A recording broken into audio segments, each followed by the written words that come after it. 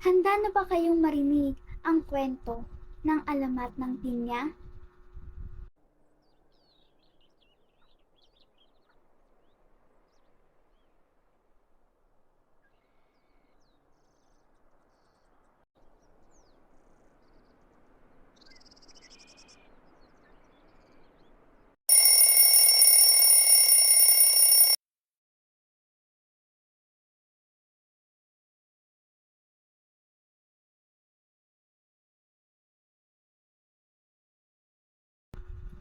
Noong unang panahon, may nakatirang mag-ina sa isang malayong pook. Ang ina ay si Aling Rosa at ang kanyang anak ay si Pinang. Mahal na mahal ni Aling Rosa ang kanyang bugtong na anak. Kaya lumaki si Pinang sa layo. Gusto ng ina na matuto si Pinang na magawaing bahay, ngunit laging ikinakatwirang ni Pinang na, "Inay, alam ko na ang lahat ng mga iyong tinuturo." Kaya't pinabayaan na lang niya ang kanyang anak.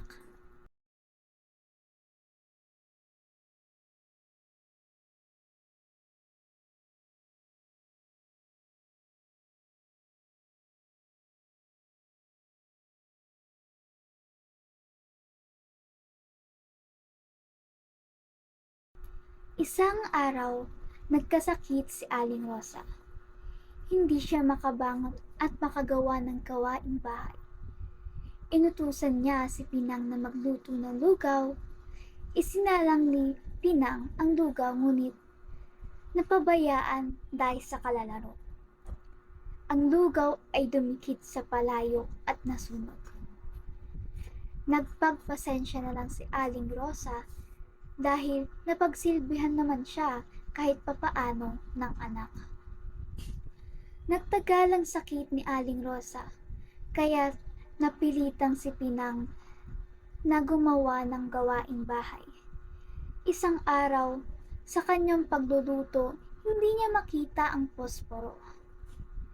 Tinanong niya ang kanyang ina kung nasaan ito. Isang beses naman ay sandok ang hinahanap. Ganoon ng ganoon ang nangyayari. Hanap ng hanap at tanong ng tanong. Walang bagay na di makita at agad tinatanong ang kanyang ina. Nayamot si Aling Rosa sa kanyang anak dahil sa katatanong nito. Kaya't nawika nito, "Naku, Pinang, sana'y magkaroon ka ng maraming mata upang makita mo ang lahat ng bagay at hindi ka natanong ng tanong sa akin."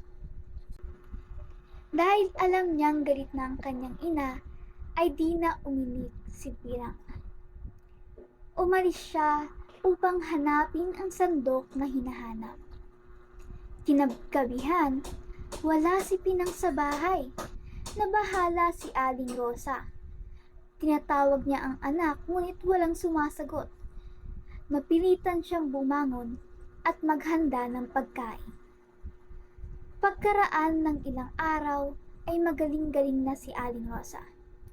Hinanap niya si Pinang. Tinanong niya ang mga kapitbahay kung nakita nila ang kanyang anak.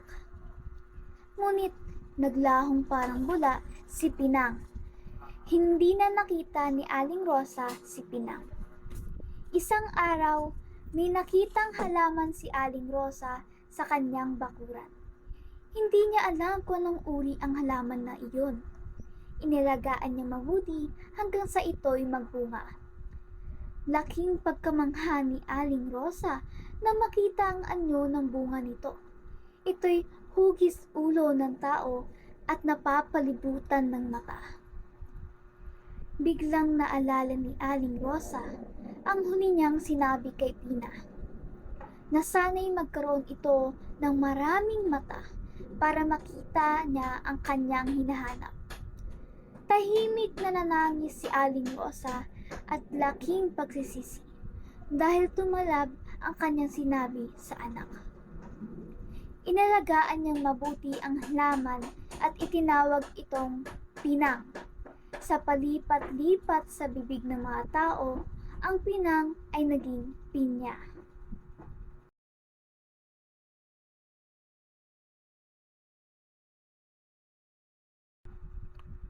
Mga aral na nilalaman ng alamat ng pinya, ating isa-isahin.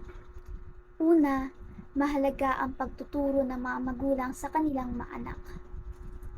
Sa kwento, nakikita kung paano naging malaking issue ang pagpapamper kay Pinang na nagresulta sa kanyang hindi pagiging responsable. Ito ay isang paalala na dapat turuan ang mga anak ng tamang pag-uugali, kasanayan at kaalaman upang maging produktibo at responsable sa buhay. Pangalawa, mahalaga ang pagpapakumbaba. Sa kwento nang magalit si Aling Rosa sa kanyang anak, nasabi niya na sana'y marami siyang mga mata upang hindi na siya tanungin ito.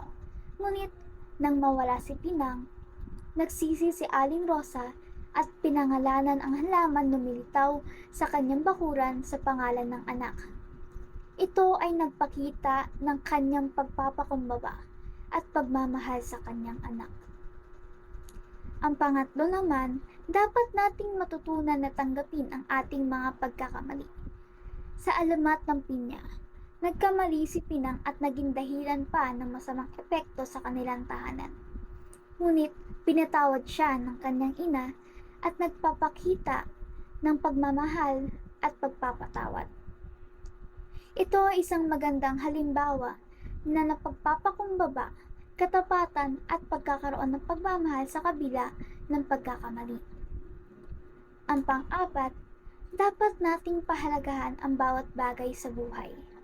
Sa alamat ng pinya, hindi alam ni Aling Rosa kung ano ang halaman na lumitaw sa kanyang bakuran. Ngunit sa kanyang pag-aalaga, ito ay lumago at naging malaking tulong sa kanyang buhay. Ito ay isang paalala na dapat nating pahalagahan ang bawat bagay sa buhay dahil sa oras ng pangangailangan, ito ay maaaring maging tulong upang malampasan ang mga hamon ng buhay. Sa kabuuan, ang aral ng alamat ng pinya ay nagpapakita ng ilang mahalagang aral na maaaring matutunan tulad ng pagtuturo ng mga magulang, pagpapakumbaba, pagtanggap ng pagkakamali, at pagpapahalaga sa bawat bagay sa buhay. Ito ay may mga aral na dapat nating isabuhay upang magkaroon ng magandang buhay at maging mabuting mamamayan.